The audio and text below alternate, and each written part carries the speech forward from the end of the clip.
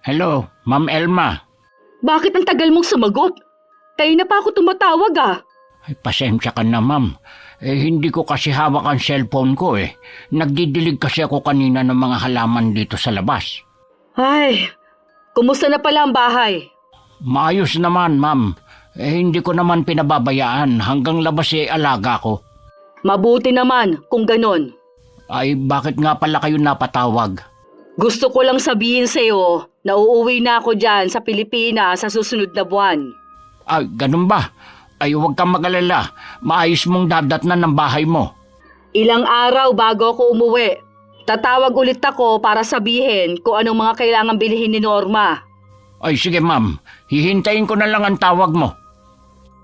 Minsan kapag umaangat ang tao, nakakalimot na kung paano siya nagsimula. Akala nila sariling sikap lang ang dahilan. Pero hindi nila nakikita ang tulong ng mga taong sumuporta sa kanila. Ang pagiging OFW at tagumpay sa buhay hindi dapat gawing panlait o panukat sa iba. Dahil sa huli, hindi yabang ang sukatan ng tunay na tagumpay, kundi ang ugali.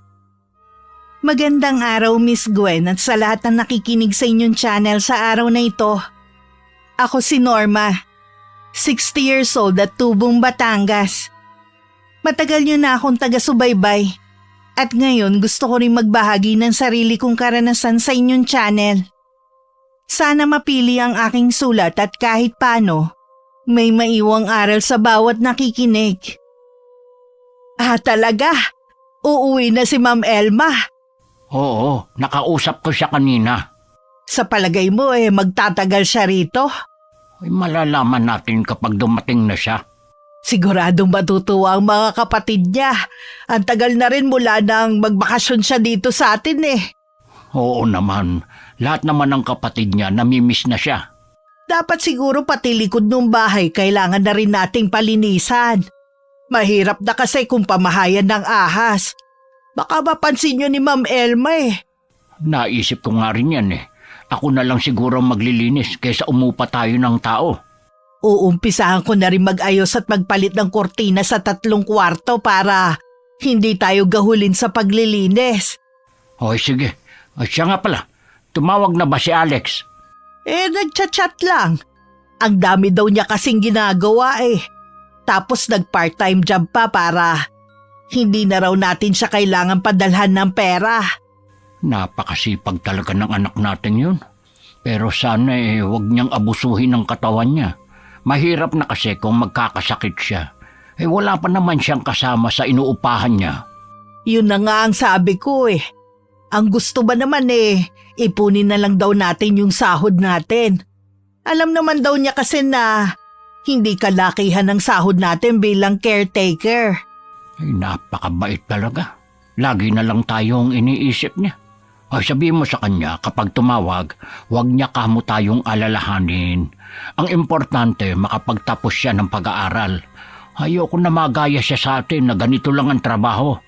Para naman hindi mo kilala ang anak natin. Lagi tayo ang iniisip nun. Sa bagay nga. Sana madalaw natin siya sa susunod na mga araw sa Maynila.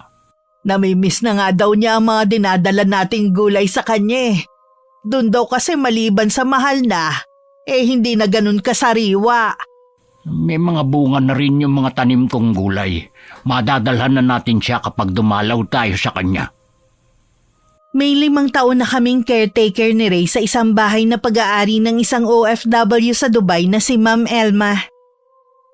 Sa pagkakatanda ko, mahigit 2 dekada na siyang nasa ibang bansa. Wala rin siyang sariling pamilya. Tanging mga kapatid lang na nakatira sa malapit ang masasabi niyang pamilya.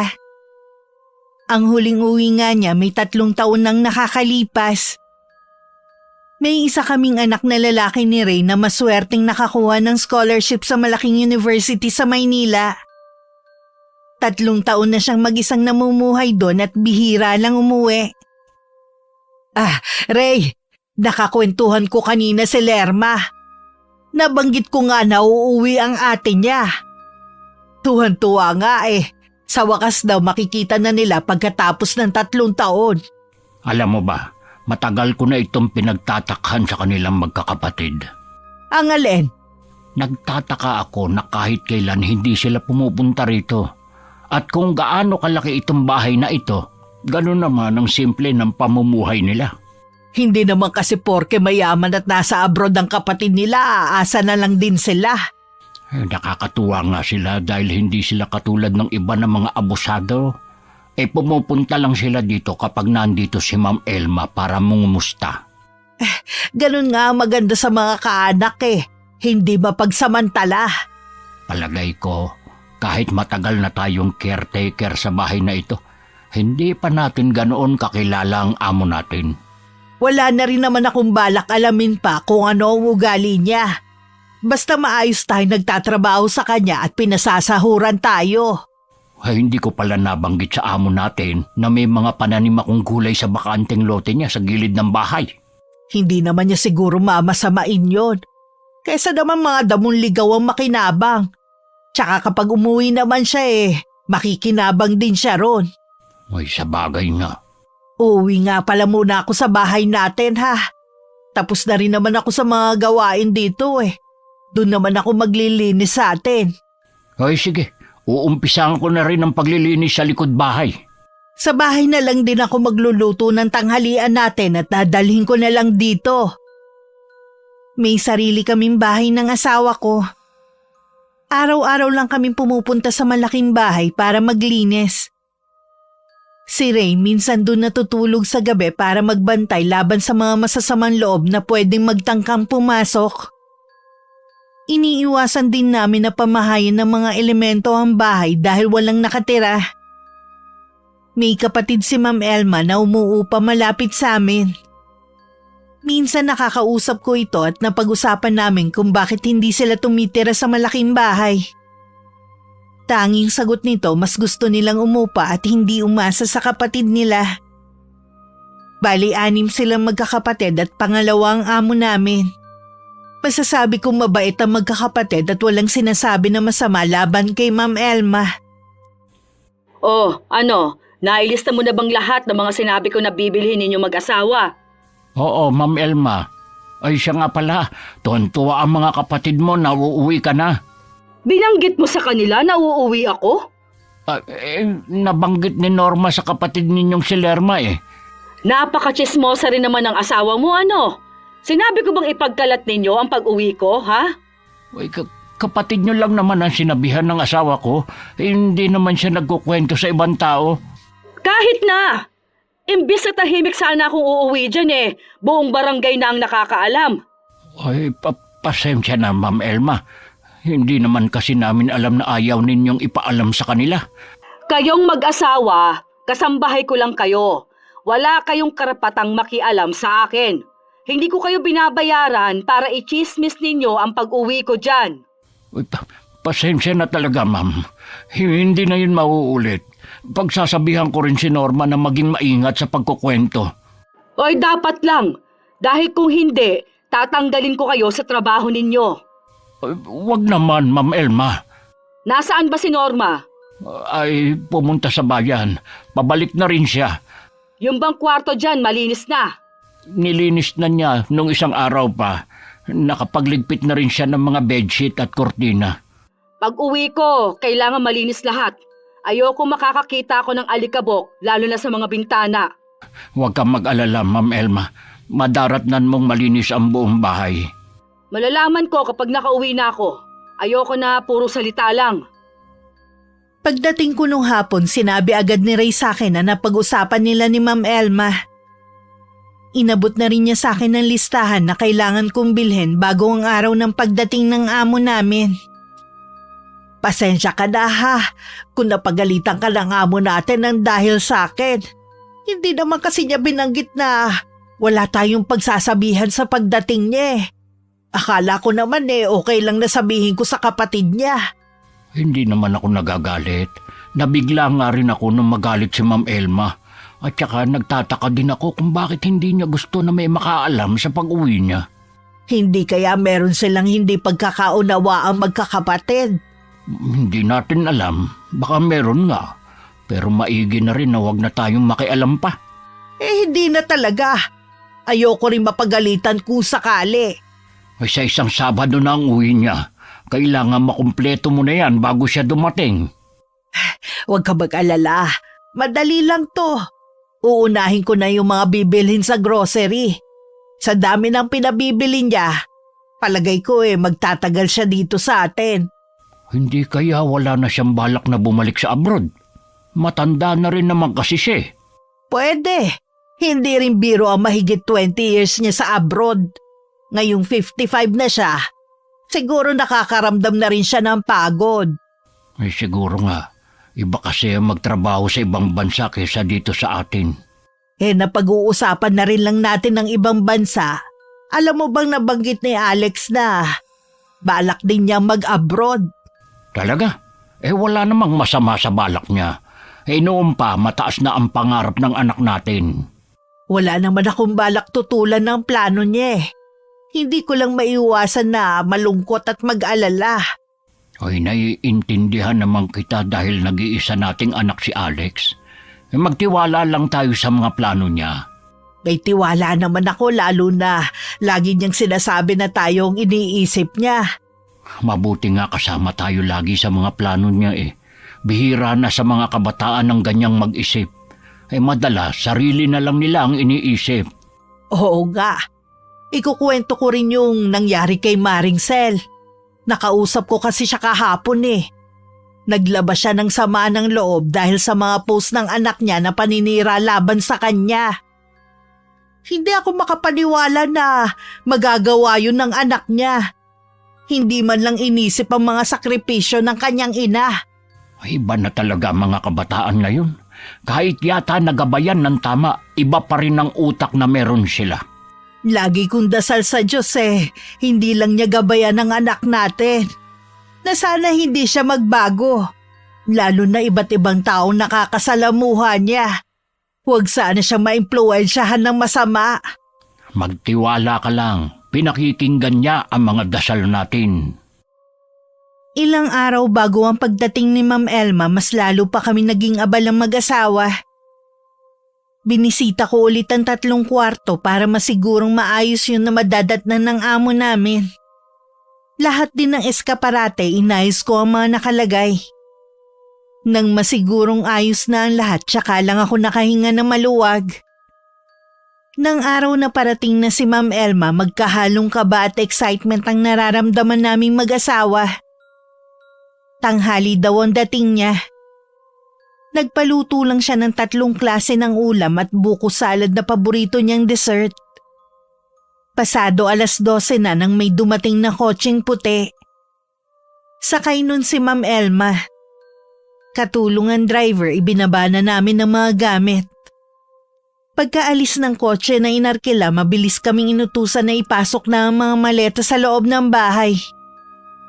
Wala bang nakakita sa pagdating ko? Sa palagay ko wala naman, Ma'am Elma. Sigurado ka?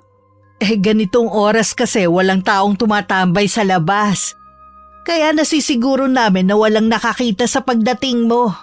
Ay, mabuti naman. Baka nagugutom ka na. Maghahain na ako. Tama, maghain ka na muna. Kanina pa nga ako nagugutom. Kumusta naman ang biyahe mo? Nakakapagod pa rin kahit nakaupo lang sa eroplano. Tsaka iba ang pagod ko sa mahabang pagtatrabaho sa ibang bansa. Ay, Ma'am Elma, pwedeng magtanong. Ano yon? Magtatagal ka ba rito? Wala na akong balak bumalik sa Dubai. Talaga? Ayoko mababanggitin niyo kahit kanino na wala na akong balak bumalik ng ibang bansa. Kahit ba sa mga kapatid mo ayaw mong ipaalam na hindi ka na babalik sa ibang bansa? Lalo na sa kanila. Bakit naman? Huwag ka naman maraming tanong pa dyan. Pasensya na. Ang mabuti pa, iakyat mo ng mga maleta ko sa kwarto ko sa taas. Oo, sige. Ingatan mo mga yan. Habang kumakain si Ma'am Elma, tahimik naman ako sa isang tabi. Naghihintay kung meron pa siyang iuutos. Si Ray, pagkatapos maiakyat ang mga maleta sa taas, lumabas muna siya ng bahay. Mukha naman nasarapan ng amo ko sa mga putahe na ipinaluto niya. Hindi ko maiwasang hawakan ng tiyan ko. Kanina pa kasi ako nagugutom. Hindi pa rin kami kumakain ni Ray dahil ang dami naming inunang gawin. Masarap ka pala magluto, ha? Bata pa lang kasi ko, tumutulong na ako sa tiyahing kung may karinderya. Doon ko natutunan ang tamang pagtitimpla ng ulam. Ikaw na ang magluluto ng ulam ko araw-araw. Ma'am Elma, hindi ba kayo magbabakasyon sa ibang lugar? Gaya ng ginawa nyo nung nakaraan na pag-uwi ninyo? Hindi na, gastos lang yan. Baka marami pang sumabit. Ma'am, sigurado na ba kayo na hindi natin ipapaalam sa mga kapatid nyo na nandito na kayo? Nung makausap ko ang isa mong kapatid tuwang-tuwa siyang malaman na pauwi na kayo. Hindi. Huwag kayo makulit na mag-asawa. Sa susunod nga, Norma, ha? Huwag mo kong pangungunahan. Palalampasin kong ginawa mo pero sa susunod, hindi na. Oo, ma'am. Pasensya na kung nasabi ko kay Lerma na pauwi ka. Hindi ko kasi alam na ayaw mo na may makaalam Alam mo naman ng ibang tao, kapag may nasa abroad na kamag-anak at alam na pauwi, para mga linta. Tingin ko naman hindi sila ganon. Akala mo lang, oras na malaman nilang nandito na ako para yung mga langgam na magsusulputan dito. Hindi na lang ako nakipagtalo. Halata namang hindi tumatanggap ng opinyon ng amo namin. Hindi na rin naman siya nagsalita ulit. Nang makatapos siya sa tanghalian niya, walang paalam na umalis siya sa hapagkainan at saka umakyat. Iniligpit ko na muna ang pinagkainan ni Ma'am Elma bago ko tinawag si Ray para kami naman ang kumain. Kahit ang asawa ko, gutom na rin. Nung gabi, hinintay muna namin makakain ng hapunan si Ma'am Elma bago kami umuwi. Nakasalubong pa nga namin ang isa sa mga kapatid ng amo namin. Binati pa nga kami na gabi nang nakauwi. Ngumiti lang kami mag-asawa. Mababait naman ang mga kapatid ni Ma'am Elma at wala naman tayong nababalita ang kaaway nila. Kaya nagtataka ako na bakit parang galit siya sa mga yon. Ay, hindi ko nga rin maintindihan. Baka inaalala lang niya na manghihingi sa kanya ng pasalubong. Masyado bang mabigat sa kanya na magbigay ng tig-isang chocolate o kaya sabon? Hindi naman natin hawak ang utak niya kaya hindi natin alam ang iniisip niya. Baka nagkaroon sila ng samaan ng loob nung huling bakasyon niya nang hindi natin alam. Huwag na tayong makialam sa kanila. Baka mamaya tayo pa ang mapagalitan ni Ma'am Elma. Ang sungit ni Ma'am Elma. At hindi man lang nag-alok na kumain. Dati pa naman napansin ko nang may ugali siya pero ngayon kasi mas lumala Baka pagod lang yun dahil kauuwi lang. Wag muna natin siyang husgahan. Nahiya nga din ako sa kapatid niya kanina. Ako rin naman. Kaya lang pinagbawalan tayong magsalita. Wala tayong magagawa kundi itikom ang bibig natin. Ganyan lang siguro kapag galing ibang bansa. Hindi naman lahat. Bakit iyong kapatid ni Luis? Mas matagal pa nga yun sa abroad. Hindi naman naging suplada. Mas lalo nga naging palabati. Siguro depende na lang din sa tao. Oo nga. Ay, hindi pa ba luto yung sinalang mo? Malapit na to. Gutom ka na ba talaga? Oo hindi rin kasi tayo nakapagmerienda kanina. Maya-maya kasi ang utos din ni Ma'am Elma Pinaayos pa niya ang mga damit kanina sa cabinet. Doon ko nga pala nakita yung mga kahon ng chocolate, shampoo, sabon at mga delata. Nung ilalabas ko nga ang mga yun sa maleta, pinagalitan ako Huwag ko daw pakialaman. Maging maingat ka nga pala sa pag-aasikaso mo sa mga gamit niya. Mahirap na, baka may mawala, ikaw ang pagbintangan. Hindi naman malikot ang kamay ko, no? Alam ko naman yun. Ang akin lang baka mapagbintangan ka. Mga damit lang niya ang inayos ko. Pero yung ibang gamit niya, hindi ko na hinawakan. Maglalagay na ako ng mga plato. Gutom na talaga ako Luto na rin naman ito. Pasensya ka na, natagalan. Kinabukasan, maaga kaming pumunta sa bahay ni Ma'am Elma gaya ng bilin niya sa amin. Kailangan ko kasing mamalengke para maabutan ng mga sariwang isda. Kinuha ko lang ang pera at basket saka ako umalis. Mahigit 2 oras din ako namili. Pagdating ko, narinig ko ang matinis at galit na boses ni Ma'am Elma sa gilid ng bahay. Sino ang nagbigay sa'yo ng permiso na magtanim ng mga gulay dito sa bakuran ko, ha? Ay, pasensya na talaga. Ay, akala ko kasi ayos lang dahil wala ka namang sinasabi na taniman ko ng mga halaman. Kaya nangahas na akong taniman ng mga gulay. Ay, aalisin ko rin naman yan. Dapat inalis mo ng mga yan bago ako dumating. Ay, nanghihinayang kasi ako na bunutin dahil may mga bunga na mapapakinabangan mo rin naman ang mga gulay. Ano tingin mo sa akin? Walang pambili ng mga gulay? O hindi naman, kaya lang mas masarap kasi ang mga gulay kapag bagong pitas. Huwag ka na nga magpaliwanag pa. Tanggalin mo na mga halaman mo sa bakuran ko. Hindi ba pwedeng hintayin na lang natin na mapitas ko ang mga gulay? Ikaw ba may-ari ng lupa, ha, Ray? Ay, hindi. Nakikiusap lang sana ako. Baka pwede mo akong pagbigyan. Hindi! Ano pang hinihintay mo, Pasko? Bunutin mo mga yan! Ay, sige, bubunutin ko na. Kahit hindi ko nakita ang mukha ni Ray, alam kong malungkot siya dahil kailangan na niyang bunutin ang mga pananim niya. Kahit ako nalulungkot din dahil alam kong tinanim niya yun para sa anak namin. Umaasa kasi si Alex sa pagdalaw namin sa kanya sa Maynila, meron kaming madadala. Nandyan ka na pala, Norma. Kararating ko lang, ma'am. Ang aga-aga pinapainit ng asawa mo ang ulo ko. Nakatiwangwang kasi yung lupa sa gilid. Kaya naisip kong sabihin kay Ray na taniman ng mga gulay. Ikaw naman pala ang pasimuno nun. Pasensya na talaga, ma'am, sa pakikialam namin. Ano pa kaya ang pinakialaman ninyo sa bahay na ito? Wala na kaming pinakialaman. Kundi nagtanim lang kami ng mga gulay. Pasensya ka na sa nagawa namin. Dahil sa ginawa ninyo, nawalan ako ng tiwala sa inyo. Para yun lang, humingi na rin kami ng dispensa. Hindi sapat na humingi lang kayo ng dispensa. Paalisin mo ba kami sa trabaho? Hindi. Bibigyan ko pa kayo ng isa pang pagkakataon. Pero hindi na pwedeng pumasok sa loob ng bahay si Ray. Kahit naman nun bihirang pumasok sa loob ng bahay ang asawa ko. Maliban na lang kung magpapatulong ako sa pagbubuhat ng mga kasangkapan. Sumasakit talo ulo ko. Mabuti pa ayusin mo na ang pinamili mo. Aakit lang ako sa kwarto ko. Nasundan ko na lang ng tingin si Ma'am Elma habang palabas ng kusina. Nang wala na siya, tsaka ko na itinuloy ang ginagawa ko. Pagkatapos ko maiayos ang mga gulay at prutas sa ref, hinugasan ko naman ang mga isda at karne. Nang matapos ako sa mga gawain ko, lumabas ako para dalhan ng kape si Ray. Ayos ka lang ba, ha? O ito, dinalhan kita ng kape.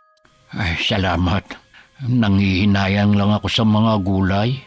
Wala tuloy tayong madadala sa anak natin. Sina paring June, may mga pananim silang gulay. Pwede naman tayong bumili sa kanya para madala kay Alex. Ay, ganun na nga ang gagawin natin. Bibili na lang. Pasensya ka na, ha. Kung hindi kita pinilit na magtanim hindi ka sana pagagalitan ni Ma'am Elma.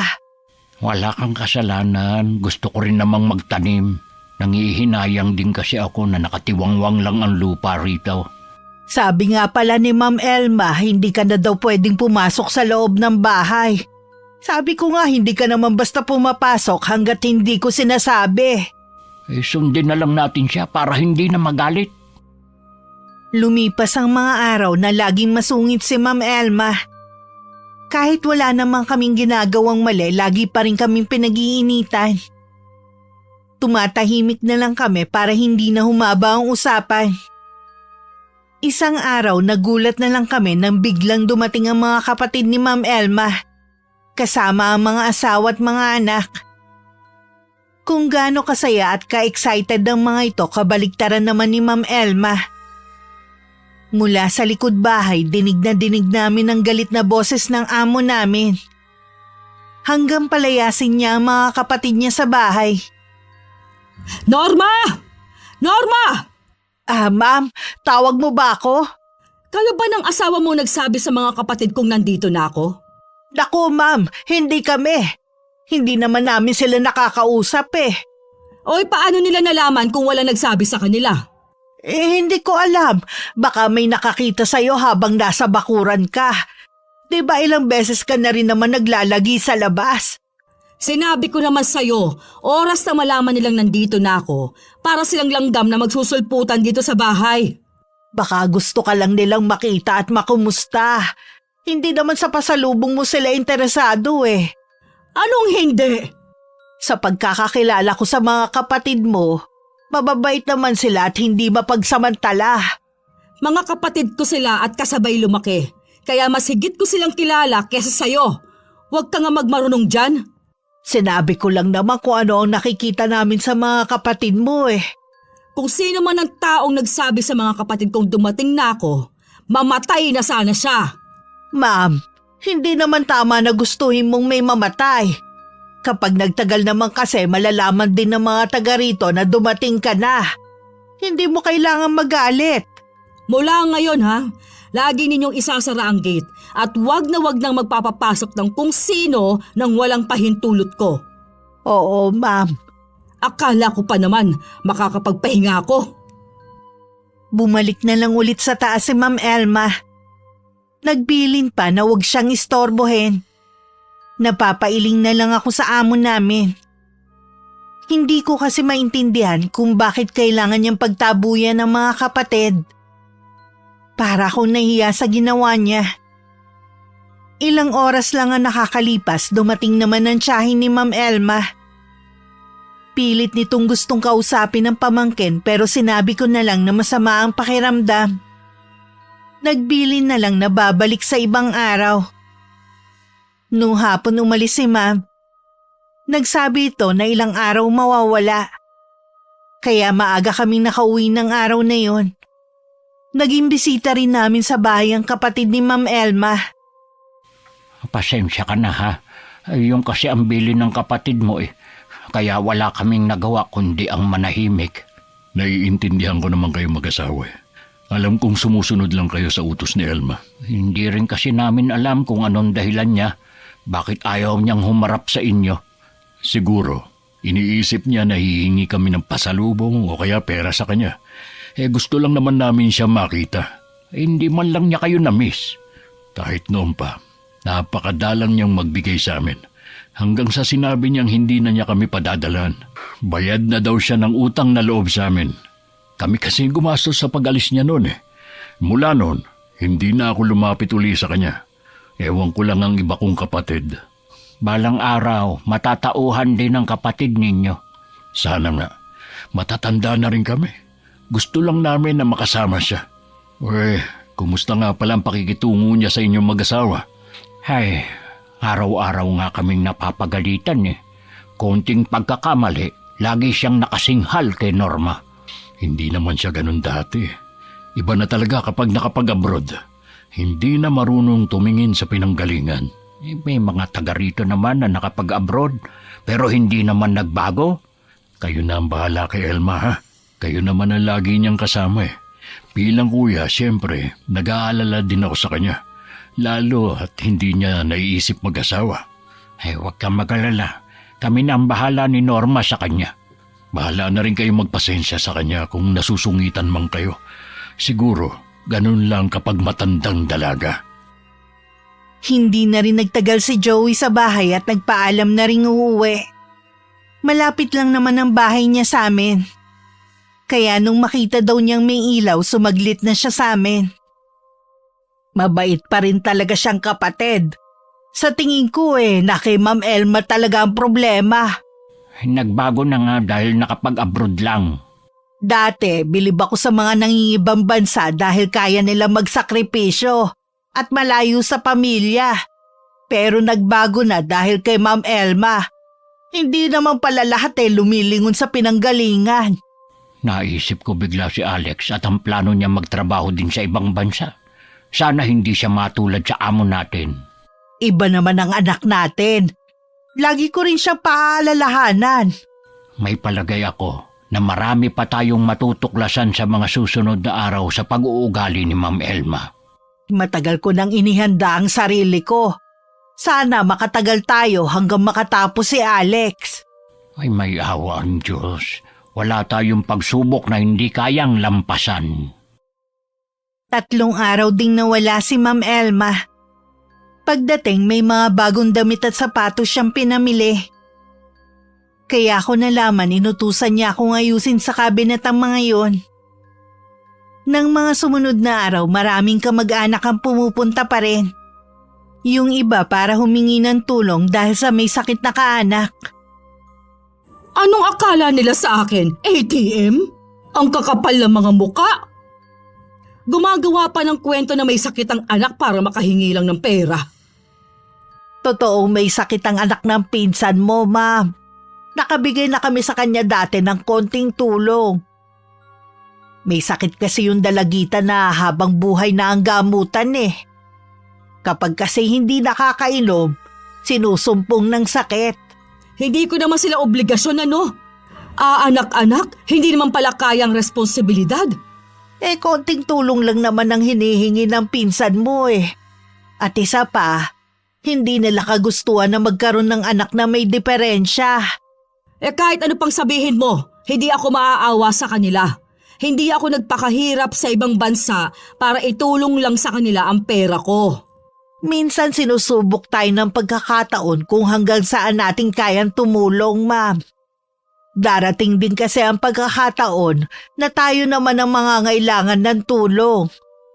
Hindi tayo nabubuhay lang para sa sarili natin.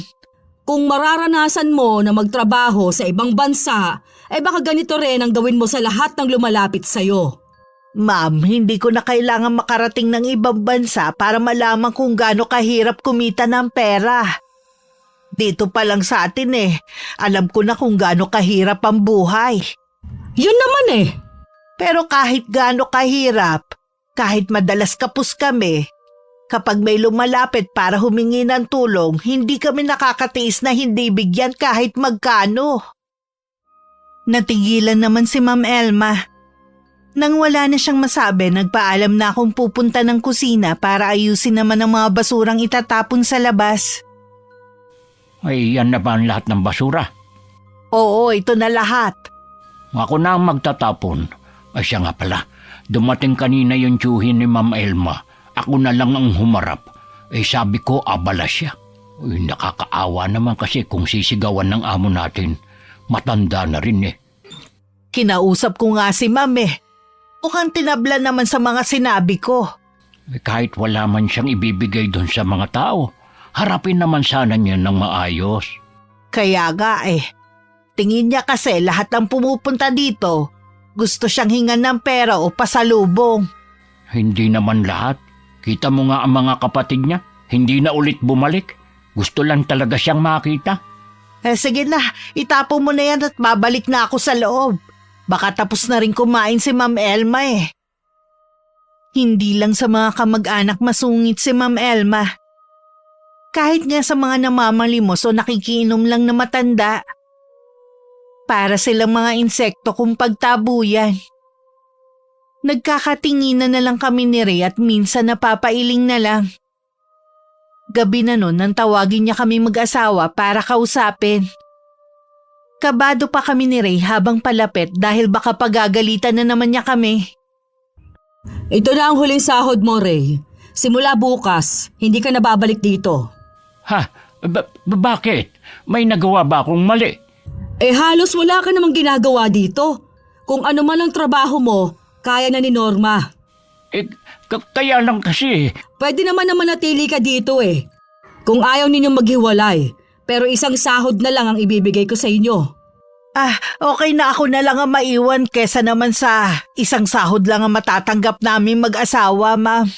Mabuti naman, madali kang kausap. Ikaw, Ray, kunin mo na tong sahod mo. Sige, salamat na rin sa ilang taong paninilbihan sa iyo.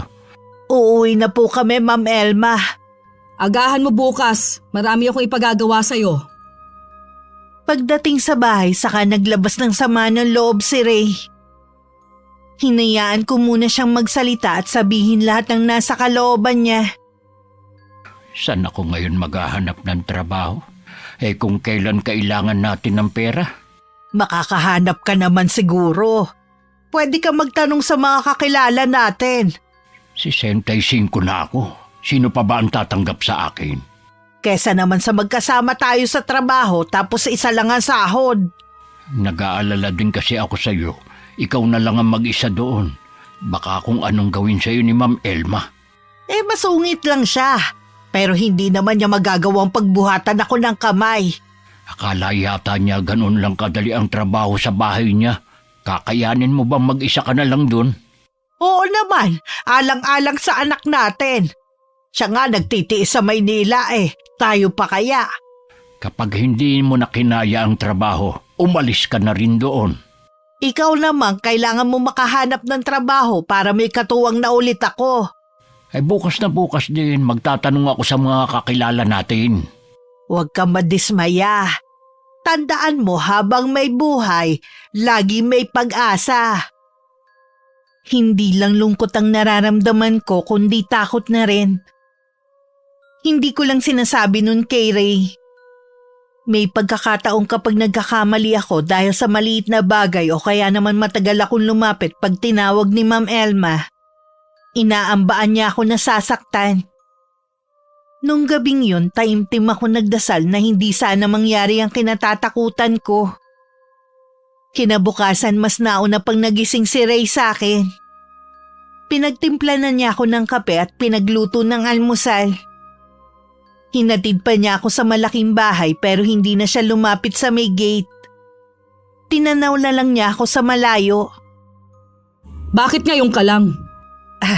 Pasensya ka na ma'am kung ngayon lang ako nakarating. Ipagluluto na kita ng almusal. Sa susunod nga ha, agahan mong pagpunta. Oo ma'am. O siya nga pala, bakit nasa sako ang mga bote? Wala ka bang balak na itapon ng mga yan? Hinihiwalay ko talaga kasi yan sa basura. Pwede kasing ibenta ang mga yan. Ibinibigay ko yan sa isang matandang babae. Alisin mo mga yan dyan. Doon sa labas mo ilagay. Sige ma'am, doon ko ilalagay mamaya. Ipagtimpla mo nga muna ako ng kape bago mo ituloy ang pagluluto mo. Kanina pa humahapdi ang sikmura ako. Sige ma'am. O siya nga pala. Tapos na bang mag-aral ang nag-iisa ninyong anak? 1 taon na lang gagraduate na si Alex. Sa Maynila siya nag-aaral. Sigurado ba kayo na nag-aaral ang anak ninyo? Baka niloloko lang kayo para padalhan ninyo ng pera. Nakapunta na ba kayo sa university na pinapasukan niya? Hindi pa. Sa tinutuluyan lang niyang boarding house. Parang imposible naman na doon pa siya nakapasok Meron namang eskwelahan dito na malapit. Nakapasa kasi siya sa scholarship kaya doon siya nakapasok Allowance at upa na lang niya ang iniintindi namin ng ama niya. Hindi ako naniniwala. Bakit? Gaano ba katalino ang anak ninyo para makapasa sa scholarship? Namamana kasi ang talino At kayong mag-asawa, tingin ko, wala kayo nun. Matalino ang asawa ko, ma'am. Hindi lang siya nakapagtapos ng pag-aaral dahil sa kakapusan ng pera. Sa kanya nagmana ang anak namin. Hindi pa rin ako naniniwalang kaya ninyo magpaaral. Dahil ba mahirap lang kami? Sa'yo na rin ang galing yan. Maliit lang naman ang sahod ninyo sa akin. Kahit pa sabihin ninyong scholar ang anak ninyo, sa taas ang bilihin sa Maynila, malabo yung sinasabi mo. Balang araw mapapatunayan ko rin na totoong sinasabi ko. Nagkibit-balikat na lang si Ma'am Elma.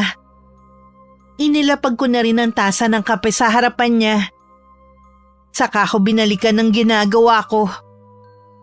Bago magtanghalian, dumating naman si Joey. May dala siyang imbitasyon para sa kaarawan ng bunso niyang anak. Sinabi niya na nakiray na ang imbitasyon namin. Oh, para saan ang imbitasyon na to? Sa birthday ng anak ko si Michelle. 18 na siya kaya pinaghandaan namin. Wala akong pang-ambag sa cake, lechon o ibibigay na mamahaling regalo ha? Hindi naman yun ang ipinunta ko Gusto ko lang na imbitahan ka. Ganun na rin yun. Kunwari, imbitahan mo ko. Pagkatapos hihinga ninyo ko. Wala akong hihingin na kahit na ano sa'yo. Ang gusto ko, nandun ka sa mahalagang okasyon ng anak ko. Hindi ako pupunta. Ayoko ng mga ganyang mga okasyon. Dahil ba hindi ka nasanay sa mga simpleng handaan?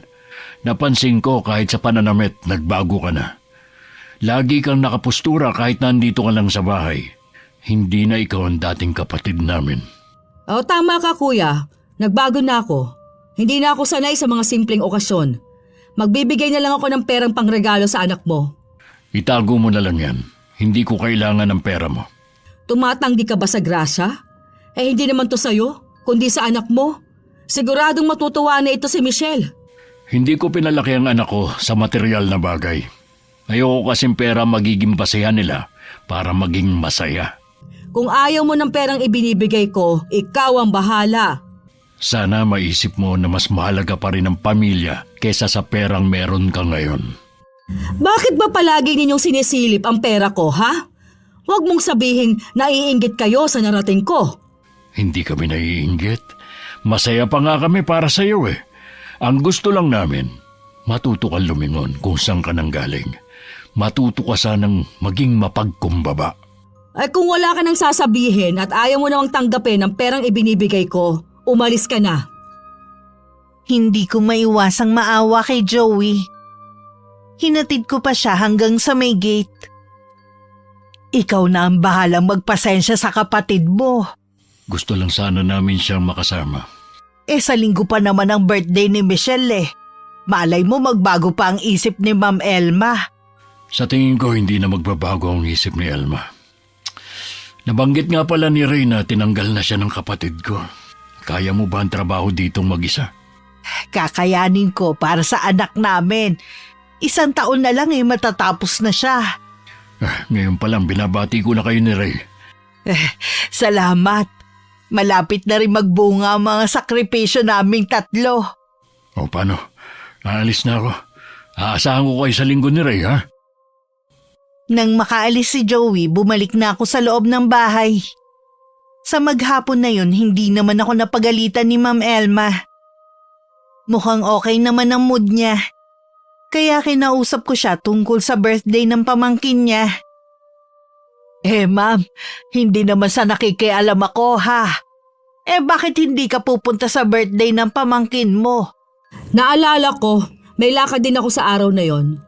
Ganun ba? At isa pa, sigurado naman kung sino-sinong imbitado ni Kuya Joey. Mga taga rito lang naman ang iniimbita niya eh. Ilang beses na rin kami nakakapunta sa mga okasyon nila. Yun na nga mga taga rito lang naman ang iniimbita niya. Ibig sabihin ayaw mo silang makahalubilo? Ganun na nga. O karapatan ko naman siguro mamili kung sinong pakikisamahan ko, di ba? Oo nga, ma'am. Kaya lang kasi kapatid mo naman yung nag-iimbita eh. Bakit ba napilit kang pumunta ko kina Kuya Joey, ha? Naaawa lang kasi ko sa kanya. Alam kong gusto ka lang niyang makasama. Ay, ikaw Norma, magtapat ka nga. May gusto ka ba sa kapatid ko, ha? Nakita kita na ang tagal mong nakipag-usap sa kanya kanina. Wag mo naman sanang bigyan ng mali siya ang pakikipag-usap ko sa kapatid mo. Matagal na namin siya kaibigan ni Ray. Mula nang tumira kami sa lugar na ito. Kung ayaw mong paghinalaan kita, manahimik ka na lang. Huwag ka makialam sa akin. Hindi na. Pasensya ka na. Dahil gusto ko lang magmagandang loob, mukhang ako pa ang napasama. Mula nun hindi ko na binanggit ang tungkol sa birthday ng anak ni Joey. Ilang araw pagkatapos ng pag-uusap naming yun ni Ma'am Elma kung sino-sino na ang pumupunta sa bahay niya. Mukhang hindi sila basta-basta kung pagbabasihan ng mga ayos. Naisip ko ganung mga tao pala ang gustong kasama ni Ma'am Elma. Katulad niyang may sinasabi na sa buhay at mga sosyal. Dahil sa palagi din siyang may bisita, madalas akong gabihin na sa pag-uwi. Paglabas ko nga ng gate, nandun na si Ray, sinusundo ako. Lagi ka na lang ginagabi ng uwi. Pasensya na, may mga bisita na naman kasi si Ma'am Elma eh. Taga saan ba ang mga yon? Hindi ko alam. Hindi na kasi ako nagtatanong baka masamain na naman niya. Pero tingin ko hindi sila taga rito. Kapag ganyang ginagabi ka ng uwi, baka pwede na pakiusapan na doon ka na lang sa malaking bahay matulog. Sa 1 linggo kasi mag-uumpisa na ako sa trabaho ko sa farm. Baka hindi na kita masundo niyan. Ayoko naman makitulog doon. Magtsatsaga na lang ako maglakad pa uwi sa atin. Nag-aalala rin kasi ako sa iyo eh. Huwag mo kong intindihin. Walang masamang mangyayari sa akin, no? Gagawa na lang ako ng paraan kung paano kita masusundo lagi. Huwag ka masyadong pakampante. Iba na ang panahon ngayon. Maiba ko. Tumawag ba sa'yo si Alex kanina? Tumatawag kasi siya sa akin kanina eh. Hindi ko naman masagot sa dami ng ginagawa ko. Oo, sinabi ko nga na busy ka. Gusto lang daw niya makausap tayo. Namimiss na daw niya tayo eh. Ako rin naman. Sa sem break daw, uuwi siya rito sa atin. Talaga? Oo, makakasama na natin si Alex.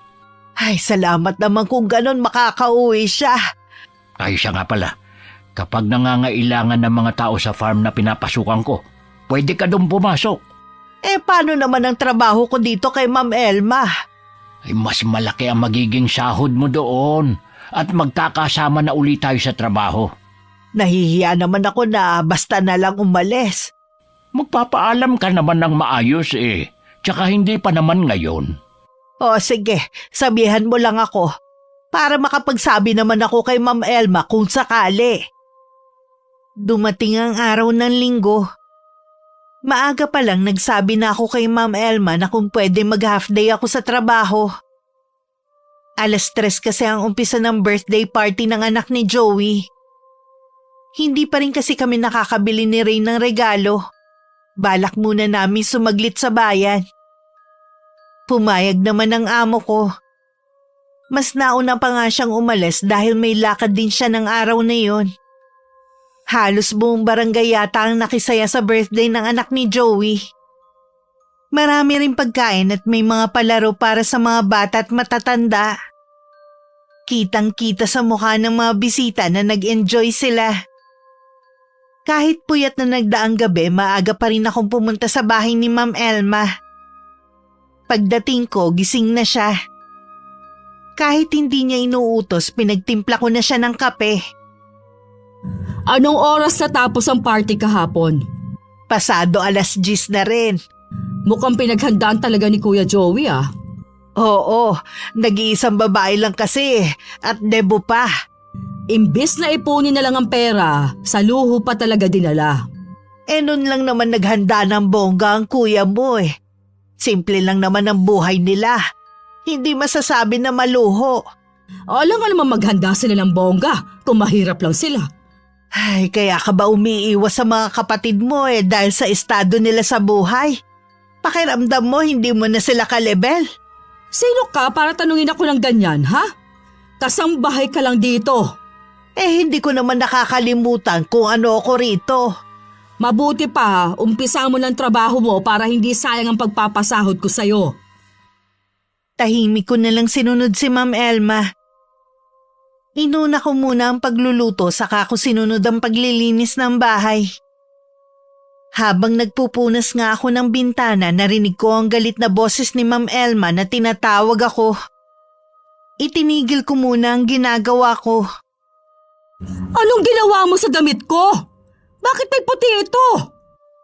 Hindi ko alam kung ano ang nangyari dyan.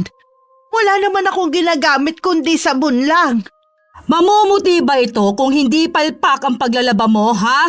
Ang tanda mo na, hindi mo pa alam kung paano maglaba. Hindi ko talaga alam kung paano yan nagkaroon ng puti. Hindi naman ako gumagamit ng bleach. Alam ko naman kasi walang mancha ang mga damit nyo. Ayaw mo pa talagang umamin, ha? Ano? Aray, Ma'am Elma! Ang buhok ko! Huwag niyo hilahin! Ikaw, Tama sa na! susunod, ingatan mo ang mga damit ko. Pinili ko pa yan nung nagtatrabaho ako sa Dubai. Palibasa na kayo, kasi Ma'am ikaw. Elma. Mga damit na Tama na sinusuot po. mo, puro lang sa palengke binili. Siguro naman magtatanda ka na. Sa susunod ha, hindi lang yan ang aabutin mo. Imbis na humingi ka ng tawad, nangangatwiran ka Hindi ko pa. kasi alam kung paano nagkaroon ng puti yan eh. Kasi nga, tama ka. Tumanda ka na lang nga sa pangangatulong eh. Huwag na kayo magalit. Mag-iingat na ako sa susunod. Oras na pumalpak ka na naman sa trabaho. Hindi ka lang masasaktan sa akin.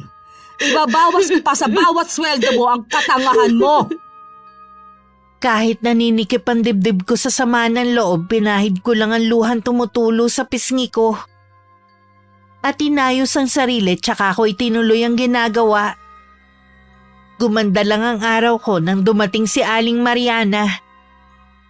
Yung matanda na laging nagkakalkal ng basura para makakuha ng mga kalakal na pwedeng pangbenta. Nang minsang makita ko siyang ginagawa yon, sinabihan ko siyang ihiwalay ko na lang ang mga plastik na bote para hindi na niya kailangan magkalkal. Ayon pa sa kwento niya, sila na lang ng apo niya ang magkasama sa buhay. Kaya lahat ginagawa niya para makaraos sa araw-araw. Tuwang-tuwa naman ang matandang babae dahil marami ako naibigay sa kanya ng araw na yon. Sino yung matandang pulubing kausap mo? Siya yung tinutukoy ko na kumukuha ng mga plastik na bote at iba pang pwedeng ibenta. Mukhang mabaho ang matandang yon. Wag mo ngang palalapitin dito sa may gate. Hanggang loob na aamoy ko siya. Mukha lang siya madungis dahil sa pagkakalkal ng basura. Pero hindi naman siya mabaho. Palibasa kasi pareho kayo ng pinanggalingan. Kaya hindi mo siya maamoy. Galing ka rin naman sa pagiging mahirap pa. Naranasan mo rin naman kung paano magkaroon ng amoy dahil ultimo pambili ng sabon at kolon, wala ka. Sana naman wag mo masyadong taasan ang tingin mo sa sarili. Kaya ka lang naman nakarating ng ibang bansa dahil sa mga kapatid mo na tumulong sa'yo. Matagal na akong bayad sa kanila. Alam nila yon. Kahit kailan hindi mo matutumbasan ang ginawa nilang tulong sa'yo. Sana maisip mo rin ang mga mali mong ginagawa. Baka dumating ang araw ang iniingatan mong yaman biglang mawala. Mas lalo pa naging mainitin ang ulo ni Ma'am Elma. Kahit nga may bisita siya, pinapagalitan niya ako sa harapan nila sa konting pagkakamali ko. Mabuti pa ang mga yun, pinagtatanggol ako. Kapag wala na sila, tsaka niya ulit ibubuhos ang galit niya sa akin. Kapag marami na talagang pera ang isang tao, nakakalimutan na nitong magpakatao. Minsan pag uwi ko, napansin ni Ray ang pasako sa braso. Wala kasi kung sinasabi sa kanya na kahit ano. Baka nabangga lang kung saan na hindi ko namamalayan. Sa susunod, mag-iingat ka na. Oo, minsan kasi nagmamadali ako Ay siya nga pala, may maganda akong balita sa'yo. Naghahanap ng bagong tauhan sa farm. Nirekomenda nga kita kay Sir Maki Pwede ka na magsimula kahit anong oras. Talaga? Magpapaalam muna ako kay Ma'am Elma. Oo nga. Maayos pa rin na magpaalam para wala siyang masabi. Naisip ko bigla, kawawa ang susunod na kasambahay niya. Sa palagay ko lang walang magtatrabaho sa kanya na taga rito. Alam na kasi ang ugali niya Siguradong naipagkalat na ng mga kaanak niya ang ginawa niyang pakikiharap sa kanila. Sa bagay. Minsan nga sinabihan ko siya hindi ko na rin kasi matiis ang mga lumalabas sa bibig niya. Nagalit lang siya. Kaya tama lang na umalis ka na dun sa kanya. Bukas na bukas din pagpasok ko, magpapaalam na ako sa kanya. Ay, excited na ako na sa wakas. Magkakasama na naman tayo sa trabaho. Ako din naman. Nasanay na kasi ko na lagi kang kasama sa lahat ng oras Meron man akong kabang nararamdaman sa pagsasabi kay Ma'am Elma, may saya naman sa puso ko. Na sa wakas makakaalis na rin ako sa bahay na yun. Wala namang problema sa trabaho dahil sanay naman ako sa mabibigat na gawain. Pero hindi ang mga masasakit na salitang ibinabato niya sa akin. Sa kabila ng mga ginagawa niya, hangad ko pa rin ang kabutihan niya. Sana din wag siyang magkasakit dahil mahirap ang mag-isa sa buhay. Alam ko natatakot siya na magpapasok sa bahay niya ng mga kamag-anak sa pangamba na maubos lang ang perang pinaghirapan niya. Pero sana maisip niya na hindi sa lahat ng pagkakataon mahalaga ang pera. Habang kumakain si Ma'am Elma, saka ko sinabi ang pag-alis ko. Kita naman sa mukha niya ang pagkagulat sa biglang pamamaalam ko. Ano ang dahilan? Bakit ka aalis? Tumatanggap kasi ng trabahador sa farm na pinapasukan ni Ray. pumayag na ang amo niya na magtrabaho ako doon. May trabaho ka na dito. Bakit kailangan mo pang lumipat? Gusto ko rin kasing kasama ang asawa ko. At malaki rin ang sahod. Kailangan namin yon dahil may pinapaaral kaming anak. Baka akala mo madali ang trabaho sa farm. Mas mahirap pa sa mga gawaing bahay. Sanay naman ako sa mabibigat na trabaho mula pa nung bata ako Kung kailang maraming gawain dito, tsaka ka naman nagpapaalam. Lagi naman may gawain dito sa bahay mo. Ayaw mo kasi na wala akong ginagawa. Gusto mo sulitin ang bawat sentimo na binabayad mo.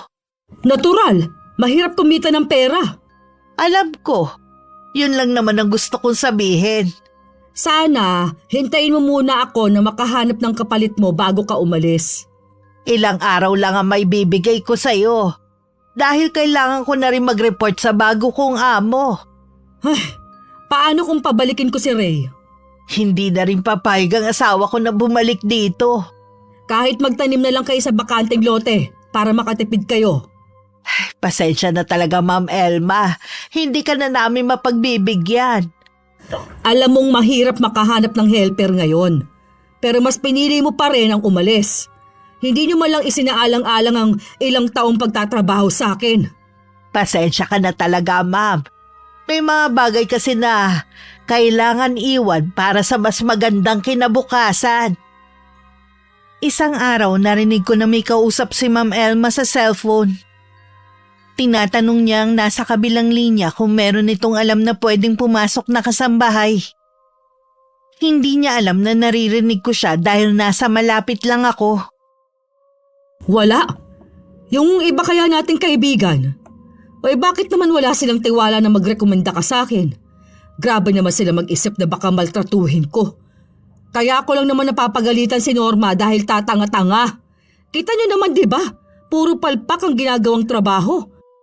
Yun pala ang dahilan kung bakit ayaw na nila pumunta dito. Sige, hindi na kayo welcome dito sa bahay ko kahit kailan. Nang silipin ko si Ma'am Elma, hindi maipinta ang mukha niya sa inis na nararamdaman. Nakakuyom din pareho ang kamay niya habang nanginginig. Dahan-dahan na lang akong umalis sa kinaroroonan ko. Baka makita pa niya ako. Hindi ko naman sinasadyang makinig. Nandun na ako bago pa siya dumating. Pag-uwi ko sa bahay, nadatnan ko si Joey. Mukhang may plano silang uminom ng asawa ko dahil may dala siyang lambanog. Umalis lang daw sandali si Ray para bumili ng pulutan. Oh, maaga kaya ata nakauwi ngayon?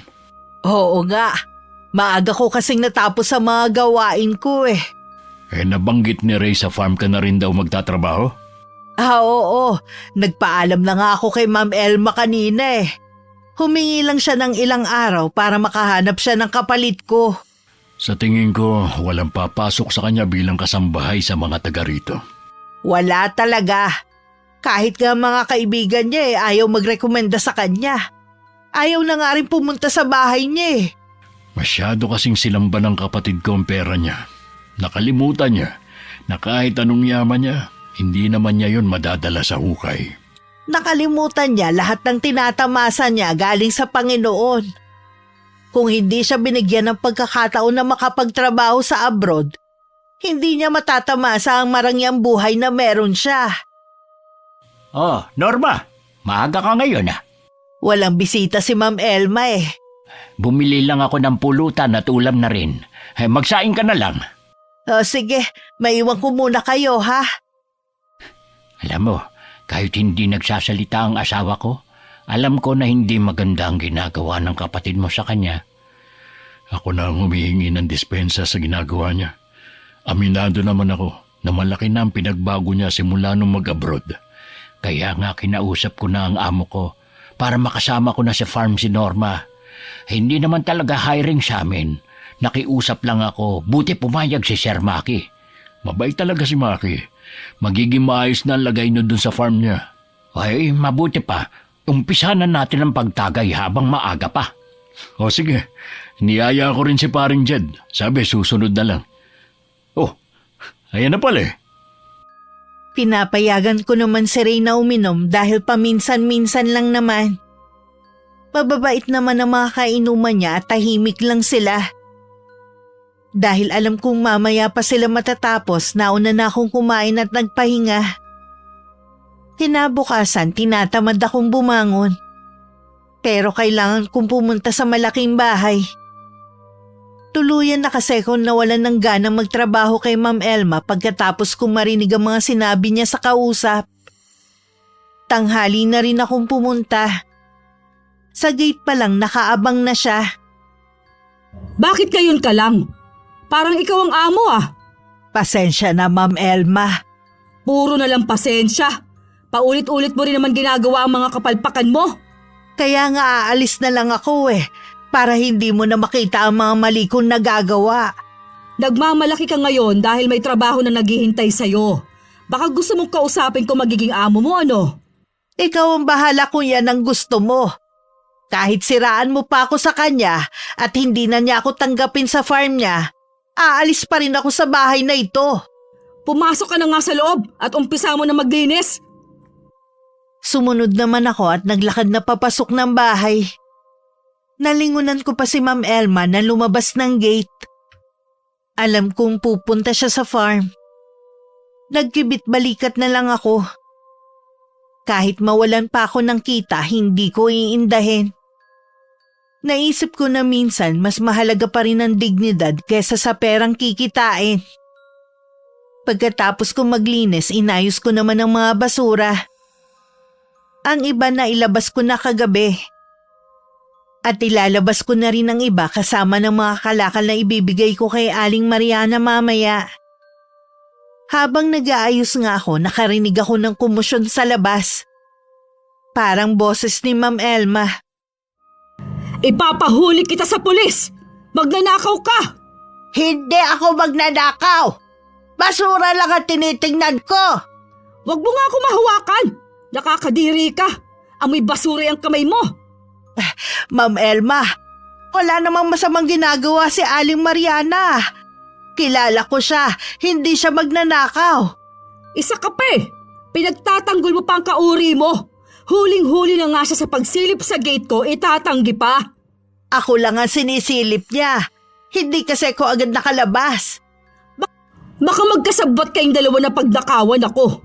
Ma'am Elma, kilala ng mga tao rito si Aling Mariana na mabait at walang ginagawang masama. Kahit makarating pa tayo sa barangay. Ikaw na matanda ka? Huwag na huwag ka nang makakalapit-lapit dito sa gate ko ha? Doon ka sa bundok ng basura mga lakal, huwag dito. Baka magdala ka pa ng kung anong sakit eh. Sobra ka naman, ma'am. Hindi ka na naawa sa matanda. Darating ang panahon, tatanda ka rin. Oo, tatanda ako, pero hindi ako magiging pulube na katulad niya. Kaya mabuti pa, paalisin mo na siya at huwag nang pabalikin dito. Masyadong matalas ang dila mo at bawat salitang lumalabas sa bibig mo, may kasamang lason. Buong buhay mo hindi ka pa natuturuan ng leksyon. Hayaan mong ako ang magbigay nun sa'yo. Ano ba yung sinasabi mong matanda ka ha? Norma, paalisin mo na siya. Kung hindi, malilintikan ka sa akin. Oo, ma'am. Bilisan mo! Sumunod ka na rin kaagad sa akin at marami ka pang gagawin. Naging masama siya dahil lang nakapag-abroad siya. Ang layo ng ugali niya sa mga kapatid na may kababaang loob. Ako na humihingi ng tawad sa mga ginawa niya. Aling Mariana, wag na rin kayong babalik dito ha. Aalis na rin kasi ako eh. Wala nang magbibigay sa inyo ng kalakal. Tama lang na umalis ka. Mas may magandang naghihintay sa'yo sa labas ng bahay na ito. At ang amo mo, magbabayad siya sa mga ginawa niya. Ipaubayan na lang natin sa Diyos ang ginawa niya. Ito na nga pala ang mga naipon kong kalakal. Mag-iingat kayo sa pangangalakal niyo ha. Salamat iha. Patnubayan ka ng buong pamilya mo ng Panginoon. Ako na rin ang naglagay ng 2 garbage bag na pinaglalagyan ng mga kalakal sa kariton nito. Ngumiti pa sa akin ang matandang babae bago umalis. Pagpasok ko sa bahay, sinalubong na agad ako ni Ma'am Elma ng malakas na sampal. Napahawak na lang ako sa pisngi ko. Bakit ang tagal mo? Sinabi ko sa'yo sumunod ka kaagad. Tinutulungan ko pa kasi si Aling Mariana na mailagay sa karito ng mga kalakal. Inuna mo ba talaga ang basurang yon kesa sumunod sa utos ko? Maaring basura lang yun sa'yo. Pero sa matandang yun, kayamanan ng maituturing. Dahil doon niya kinukuha ang pang-araw-araw nilang gastusin na maglola. Wala akong pakialam. Wala ka naman palang pakialam eh. Pues wala na rin akong pakialam sa'yo. Bahala ka na sa buhay mo. Oh, saan ka pupunta? Aalis na. Kahit hindi ko na makuha ang huling sahod ko sa'yo, basta aalis na ako sa bahay na ito. May usapan tayo na hanggat wala akong nahahanap na kapalit, hindi ka pwedeng umalis. Sa tingin mo makakahanap ka ng kapalit ko sa ugali mong yan, ha? Wala ka rin naman mapapasukan kapag umalis ka dito. Nagtagumpay ka bang siraan ako kay Sir Maki, ha? Oh, baka nga pati si Ray tanggalin na rin niya. Okay lang. Makakahanap pa naman kami ng trabaho eh. Hindi ako mawawalan ng pag-asa. Sa'yo, walang magtsatsaga na manilbihan sa'yo. Kahit nga mga kaibigan mo, iniwan ka na dahil hindi nila matiis ang ugali mo. Norma! Bumalik ka dito! Norma! Huwag kang umalis! Nang makalabas ako ng gate, parang naalis na rin ang mabigat na nakadagan sa dibdib ko. Napatingala pa ako sa kalangitan na para bang sa wakas nakalaya na rin ako. Pagdating sa amin, nagpahinga lang ako bago ang bahay naman namin ang inasikaso ko. Nung dumating si Ray, sinabi niya nang galing sa farm si Ma'am Elma.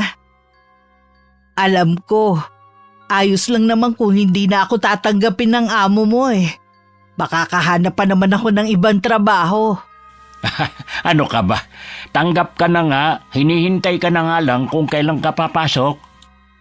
Hindi ba siya naniwala sa mga sinabi ni Ma'am Elma?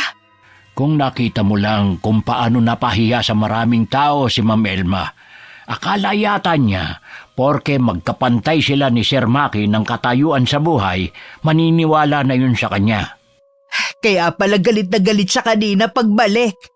Si Aling Mariana pa nga napagbuntunan niya ng galit eh. Kawawa nga ang matanda. Ay, hindi na siya naawa. Darating din ang panahon na tatanda rin siya. Hindi ba niya naisip ang ginawa niya pwedeng bumalik sa kanya? Kaya hindi na ako nakapagpigil. Nilayasan ko na siya. Pinipigilan pa nga niya ako eh. Pwede bukas, pwede ka na makapagsimula sa farm.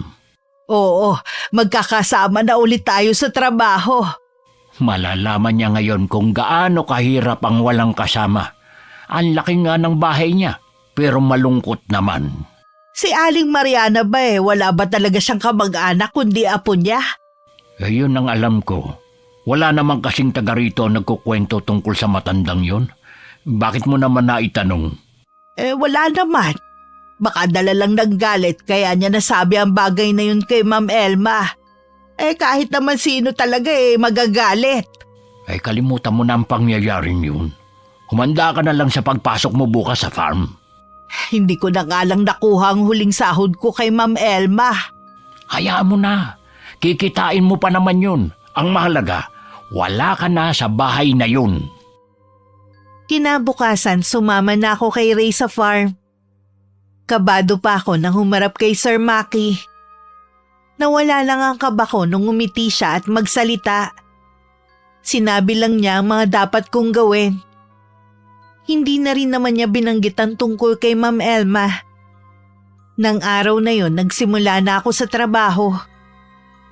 Hindi ko kasama si Ray kundi mga kapwa ko babae na galing pa sa iba't ibang barangay. Halos lahat sila kaidaran ko kaya naging palagay agad ang loob ko sa kanila. Kumpara sa mga kalalakihan, mas magaan ang trabaho namin sa farm. Hindi lang pala mga halaman ang inaalagaan doon kundi may mga hayop din. Kumpara sa gawaing bahay, mas madali ang trabaho ko ngayon. At nag-i-enjoy pa ako sa ginagawa ko. Dahil abala na kami sa trabaho, wala na kami naging balita kay Ma'am Elma. Kuya Joey. Elma? Ako nga. Pwede bang pumasok? Medyo nangangalay na kasi ako eh. Sige, tumuloy ka muna. Bakit ganyan ang itsura mo? Ang ibig ko sabihin may sakit ka ba? Hindi ko alam eh. Nagpatingin na kasi ako sa doktor. Niresetahan lang ako ng mga gamot. Kaya lang, para namang walang epekto sa akin eh. Hinala nila baka may tumor ako sa tiyan dahil sa paglaki ng tiyan at pagpayat ng katawan ko. Dapat nagpapatingin ka sa ibang doktor para makasiguro ka. Natatakot kasi ako sa magiging resulta. Huwag ka matakot. Mabuti nga malaman natin para maagapan kung ano man ang sakit mo. Pasensya ka na kuya. Alam ko na galit ka sa akin kaya lang wala na kasi ako malapitan eh. Tama lang ang ginawa mong paglapit sa akin. Ilang araw ka na bang may sakit? 2 linggo na. Hindi na nga ako makatulog sa gabi dahil tuwing matutulog ako, tsaka umaatake ang sakit ng tiyan ko. Ay sino na nga ba ang kasama mo ngayon sa bahay? Mula nang umalis si Norma, wala na akong nakuha na kasambahay. Kung gusto mo, dito sa bahay, pwede naman eh. Yun nga lang, maliit lang, hindi gaya ng bahay mo. 3 na lang din kaming nakatira rito. Yung 2 ko kasing anak na lalaki, may mga trabaho na at umuupa na ng bahay. Nakakahiya naman kung dito ako makikitira. Baka pwede na kayo na lang ang lumipat sa bahay ko. Ako nang bahala sa mga gastusin natin. Pasensya ka na, Elma. Hindi papayag ang asawa ko sa gusto mong mangyari. May isa pa namang bakanting kwarto dito eh. Maliit lang, pero pwede ka na doon. Hindi na kasi ako sanay sa ganitong buhay eh. Kung gusto mo, bibisitahin na lang kita sa bahay mo. Ang kailangan ko kasi kasama sa bahay. Pasensya ka na. Hindi kita mapagbibigyan. Dadalawin na lang kita at sasamahan sa pagpapatingin sa doktor. Hindi niyo ba gustong maranasan na tumira sa malaking bahay? Masaya na kami sa kung anong meron kami. Sabi ko nga sa'yo dati, hindi sanay ang mga anak ko sa marangyang buhay. Walang nagawa si Ma'am Elma kundi umuwi. Sinamahan naman siya ng kapatid sa pagpapacheck up. 2 doktor ang pinuntahan nila, pareho lang ang sinasabi ng mga ito. Hindi matukoy ang sakit ni Ma'am. Habang tumatagal, palala ng palala ang kondisyon ng kapatid. Sa kabila ng pakiusap ni Ma'am Elma sa kuya na samahan siya sa bahay niya, hindi pa rin ito nagpaunlak. Hanggang sa magdesisyon na iuwi na lang ni Joey ang kapatid sa bahay. Subukan lang natin na ipatingin ka sa albularyo. Baka makakuha tayo ng mas malinaw na sagot sa kung anong sakit mo. Saan ka naman maghahanap ng albularyo? May kakilala ako na marunong manggamot. Siya din ang nanggamot noon sa anak kong bunso nang mapaglaruan ng hindi nating kauri. Posible kayang kinukulam ako? Baka kasi may taong lihim na nagagalit sa iyo, kaya ka pinakulam. Sino ang kakilala mong manggagamot? Kilala mo siya, si Ray. Si Ray? Hindi naman siya mukhang manggagamot ha. Baka lalo lang lumala ang sakit ko. Malaki ang tiwala ko kay Ray. Ilang beses ko nang napatunayan ang kakayahan niya sa panggagamot. Kailangan mo lang magtiwala sa kanya. Hindi niya ako gagamutin dahil may sama siya ng loob sa akin. Hindi siya namimili ng gagamutin. Kaya niyang isang tabi muna ang naging samaan ninyo ng loob. Bahala ka. Babayaran ko na lang siya kapag napagaling niya ako. Hindi nagpapabayad si Ray sa mga ginagamot niya. Kaya pala, mahirap pa rin sila. Dahil libre siyang nanggagamot. Sana naman baguhin mo na yung pag-uugali mong yan. Matuto kang bumaba sa pedestal na ginawa mo sa sarili. Ang sama ba ng tingin ninyo sa akin? Ano sa tingin mo? Bakit hindi dumadalaw ang mga kapatid natin kahit alam nilang may sakit ka? Kung ayaw nila akong dalawin, wala naman ako magagawa. Huwag mo kasing isipin na pera lang ang habol namin sa'yo. Sumasakit na naman ang tiyan ko. Parang may mga tumutusok na mga karayom. Umaalon nito na parang may gustong kumawala sa loob ng tiyan mo. Tulungan mo ko, kuya. Hindi ko na kaya. Pupuntahan ko ngayon si Ray. Ipagbibiling ko na lang sa asawa ko na tignan-tignan ka. Araw yun ng linggo at wala kaming pasok ni Ray sa farm. Naisip kong magluto ng sopas ng araw na yun para meron kaming pagsaluhan. Mula nang magtrabaho kami sa farm, naging magaan na ang buhay namin. Kasalukuyan kaming masayang nag-uusap ng sunod-sunod na katukan na rinig namin. Si Joey ang napagbuksan ko. Bakas pa sa kanyang mukha ang pag-aalala. Pasensya na kung naabala ko kayo. Kailangan ko kasi ng tulong mo, Ray.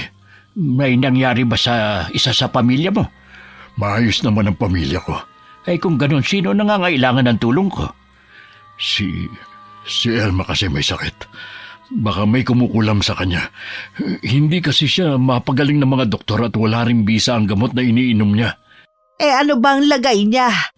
Halos butot balat na lang siya. Malaki rin ang tiyan niya. Tuwing inaatake siya ng pananakit, umaalon-alon nito na parang merong buhay na bagay sa loob. Ay Diyos ko, sana naman malampasan niya ang nangyayaring yun sa kanya. Walang duda na kulam nga ang nangyayari sa kanya kahit hindi ko pa siya nakikita. Kukunin ko lang ang gamit ko sa panggagamot. Nandun ba siya sa bahay niya? Inuwi ko na muna siya sa bahay namin. Ayaw pa nga niya pero hindi niya ako mapilit na tumira sa bahay niya. Mabuti na pilit mo siya. Alam ba niyang si Ray ang gagamot sa kanya? Oo, sinabi ko sa kanya. Ay, umalis na tayo. Sasama na rin ako. Nakasunod lang ako sa kanila habang mabilis ang mga hakbang nila. Napatigil lang ako nang makita ko si Aling Mariana sa di kalayuan. Kumaway pa nga ako sa kanya pero hindi niya ako pinansin o hindi nakita. Ilang sandali lang tumalikod na rin siya at naglakad palayo. Nagtaka lang ako dahil hindi niya dala ang kariton niya. Nang malapit na kami sa bahay ni na Joey, dinig namin ng malakas na sigaw at palahaw ng iyak ni Ma'am Elma. Nakaramdam naman ako ng awa sa kanya. Mararamdaman naman kasi ang matinding paghihirap nito sa sigaw niya. Hindi na rin naman nag-aksaya ng oras si Ray. Agad na niyang ginamot si Ma'am Elma. Ang una muna niyang ginawa, tinawas ito gamit ang papel na dinikit sa likod at nag-usal ng orasyon. May malaki kang bukol sa tiyan mo at may mga maliliit na rin. Iyan din ang sabi sa akin ng doktor. Pero hindi nila matukoy kung ano ang mga bukol na yun. Gusto nilang ipabiopsy pero tumanggi ako. Natatakot kasi ako. Mabuti tumanggi ka. Baka lalo lang mapadali ang buhay mo. Anong ibig mo sabihin? Isang matandang babae ang nagbigay sa kanya ng sakit. Yun ang nakita ko sa papel. Hindi kaya yung matandang pulubi ang kumulam sa akin? Kilala siya ni Norma. Si Aling Mariana? Oo, yun nga ang narinig kong tinawag ni Norma sa kanya. Kilalang mabait ang matandang yun sa lugar na ito. Pangangalakal ang kinabubuhay nila maglola. Ano ba ang ginawa mo para magalit ng gano'n na matanda? Hindi ko naman sinasadyang pagsalitaan siya ng masasakit eh. Galit lang ako ng araw na yun. Hindi porke nakakaangat ka na sa aming lahat. May dahilan na yon para matahin mo ang kapwa mo. Tingnan mo tuloy ang nangyari sa'yo. Hingi ako ng tawad sa kanya. Puntahan natin siya sa kanila. Wala na siya sa kanila. Nung isang araw nakita sila ng asawa ko na sinundo ng isang jeep. Sabi, kinuha na sila ng anak at maninirahan na sa malayong probinsya. Anong gagawin natin? Ayoko pa mamatay. Gagawin ko ang lahat para mapagaling ka. Mabait si Aling Mariana. Alam ko magagawa kanyang patawarin. Basta maramdaman lang niya na bukal sa loob mo ang pagsisisi. Nagsisisi na ako sa mga nagawa ko. Sana patawarin na niya ako. Bigyan pa niya ako ng pagkakataong ipakita na kaya ko magbago. Sana marinig ka ni Aling Mariana at mapatawad ka niya. Dahil bukas ang pintuan ng kwarto, narinig ko lahat ng pinag-uusapan nila. Napasulyap pa ako sa labas ng bintana. Kung nung isang araw pa wala si Aling Mariana, sino ang nakita ko kanina?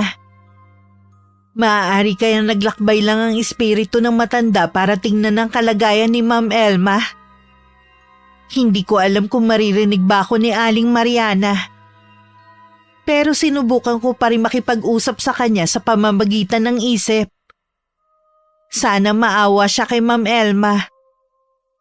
Lahat naman ng tao nagkakamali. Bigyan niya sana ito ng pagkakataon na makapagbagong buhay. Lumiliit na ang tiyan ni Elma. Pinakinggan niya ang pakiusap ko. Mabait talaga si Aling Mariana. Salamat naman at nanaig ang awa sa kanya. Kung nasaan man sana ngayon ang maglola, sana'y ingatan kayo lagi ng Panginoon. Kumusta ng pakiramdam mo? Nanghihina pa rin. Kanina, nakita ko ang mga magulang natin. Akala ko sinusundo na nila ako. Gusto lang din nila na ipabatid sa iyo mga mali mong nagawa. Patawarin ninyo ako, kuya. Natakot lang ako na maghirap ulit eh. Natakot ako na maubos ang pera ko.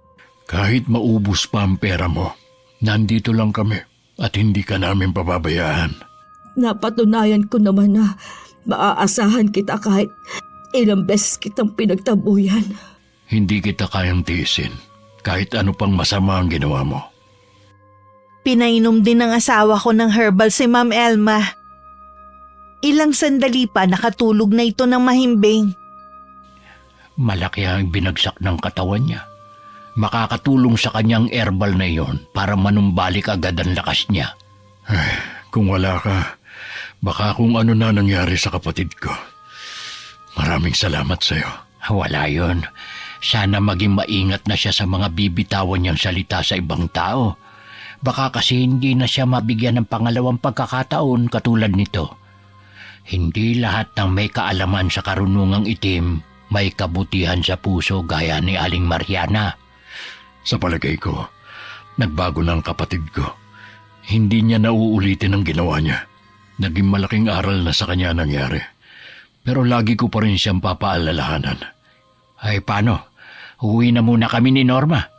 Kung may problema, puntahan mo lang ako sa bahay. Tinapik pa ng asawa ko sa balikat si Joey. Muli siya nagpasalamat sa amin na mag-asawa bago kami umalis ng bahay nila. Pagdating sa amin, tsaka ko kinuwento kay Ray na nakita ko si Aling Mariana. Tama nga ako na naglalakbay ito para makita ang mga kaganapan kay Ma'am Elma. Pagkatapos ng 1 linggo, dinalaw kami ni Ma'am. Maaliwalas na ang mukha niya at simple lang ang pananamit niya ngayon. Para bang pati yun, binago na rin niya. Bago ang lahat, ito nga palang huling sahod mo sa akin, Norma. Binuo ko na yan ng 1 buwan. Sobra to. 2 linggo lang naman ang itinagal ko sa iyo eh. Hayaan mo na. Sa dami ng trabaho mo at mga nagawa kong mali sa'yo, kulang pa yan. Sabi mo nga, hindi nun matutumbasan ng pera. Salamat ha. Kasi ibinigay mo pa rin ang huling sahod ko. Gusto ko ring humingi ng tawad sa inyo. Patawarin ninyo ako sa lahat ng nagawa ko. Pinagsisisihan ko na yon. Kung galit pa rin kayo, naiintindihan ko naman. Pinatawad ka na namin. Kalimutan na natin ang nangyari. Magsimula na lang ulit tayo ng bagong buhay. Tama ang sinabi ng asawa ko. Kalimutan na natin ang nakaraan. Lalo tuloy ako nanliit sa harapan ninyo. Napakabuti ninyo mag-asawa. Lahat tayo nang ipinanganak may buti nang nakatanim sa puso natin. Nasa atin na lang yun kung paano natin palalaguin. Kung naligaw ka man ng landas, may pagkakataon ka pa para ayusin ang buhay mo. Tama ka, Norma. Hindi na ulit ako magiging mapagmataas sa kapwa ko. Isipin na lang natin na ang masasamang pangyayari sa buhay natin ay hindi parusa, kundi para magising tayo sa masama nating nakagawian. Pagsubok na rin para malaman kung hanggang saan ang katatagan natin. Maraming salamat sa inyo. Tatandaan ko lahat ng pangaral na sinabi ninyo. Lagi nga palang bukas ang bahay namin para sa'yo. Kung kailangan mo ng tulong, nandito lang kami. Ganyan kasi ang magkakapit-bahay eh. Nagtutulungan at nagdadamayan. Bago umalis, yumakap pa sa akin si Ma'am Elma. Hindi man kami naging mabuting magkaibigan, hindi naman kami magkakailangan kapag nagkasalubong kami sa labas. Makalipas nga ang isang buwan na balitaan namin na ibinenta na ni Ma'am Elma ang malaking bahay niya. At pinaghati-hatian nilang magkakapatid ang perang pinagbentahan. Nagpatayo na lang siya ng maliit na bahay katabi ng kina Joey at naglagay ng tindahan. Minsan talaga kailangan muna nating makaranas ng paghihirap. Bago maisip na ang pagiging mapagmataas at matapobre walang maidudulot ng maganda sa sarili. Madalas dahilan pa ito ng hindi pagkakaunawaan at nagdadala pa ng kapahamakan. Sa kasalukuyan nakatapos na ng pag-aaral ang anak naming si Alex. Sa farm pa rin kami nagtatrabahong mag-asawa. Araw-araw nagpapasalamat kami sa Panginoon sa biyaya na ibinibigay niya sa aking pamilya. May maayos na bahay, trabaho at malusog na katawan. Wala na akong mahihiling pa. Hanggang dito na lang ang aking kwento, Miss Gwen. Sana may napulot na aral at nakapagbigay na rin ito ng inspirasyon sa lahat ng mga nakikinig sa araw na ito. Wakas.